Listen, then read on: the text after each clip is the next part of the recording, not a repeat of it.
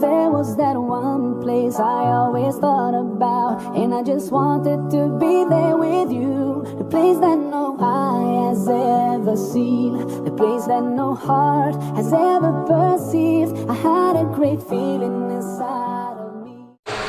Assalamualaikum warahmatullahi wabarakatuh.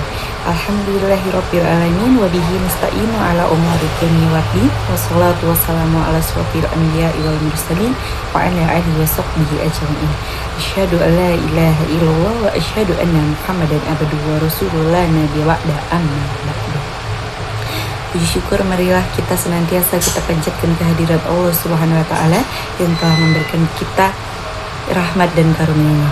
Salawat dan salam tidak lupa pula kita curahkan ke ruh junjungan alam yakni Nabi besar Muhammad SAW dengan lafaz Allahumma sholli ala sayyidina Muhammad wa ala ali sayyidina Muhammad. Pada kesempatan kali ini kita akan belajar dari salah satu nabi yang luar biasa dalam hal keimanan dan ketaatan total kepada Allah, yaitu Nabi Ibrahim alaihi wassalam, sebagaimana kisah dan doanya juga diabadikan dalam surah Ibrahim, yaitu di juz 14. Nabi Ibrahim bukan hanya seorang nabi, tetapi juga disebut sebagai iman bagi manusia karena keteladanannya yang begitu sempurna dalam iman dan ketaatan. Sejak muda, Nabi Ibrahim sudah menunjukkan keimanan yang luar biasa. Ia hidup di tengah masyarakat yang menyembah berhala, bahkan ayahnya sendiri adalah pembuat patung. Namun, Ibrahim tidak ikut-ikutan. Ia menggunakan akalnya untuk berpikir, apakah pantas sesuatu yang dibuat manusia justru disembah?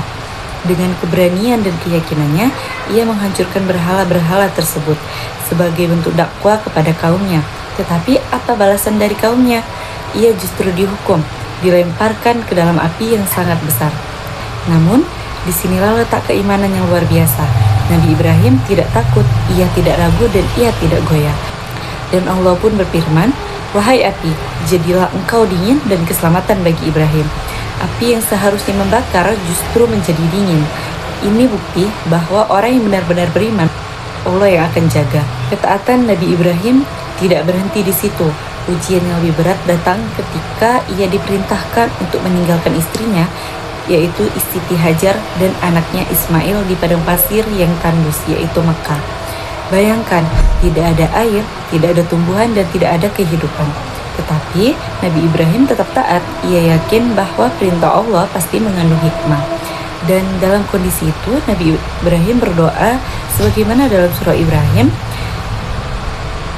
yang doanya, ya Tuhanku, jadikanlah negeri ini negeri yang aman, dan jauhkanlah aku dan anak cucuku dari menyembah berhala.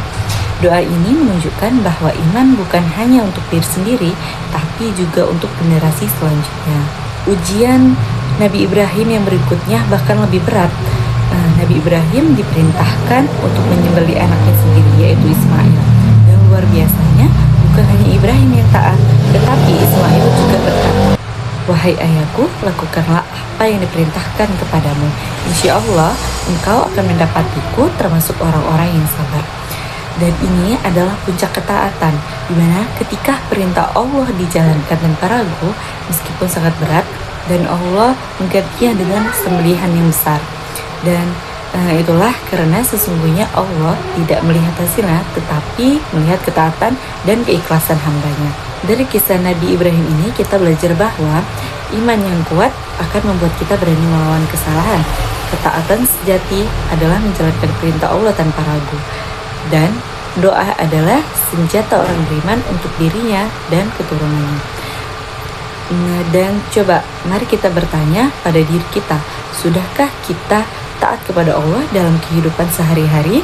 Jika Nabi Ibrahim mampu taat dalam ujian yang sangat berat, maka seharusnya kita juga mampu taat dalam hal-hal yang lebih ringan.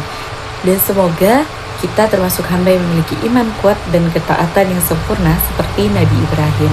Saya udahi. Wassalamualaikum warahmatullahi wabarakatuh.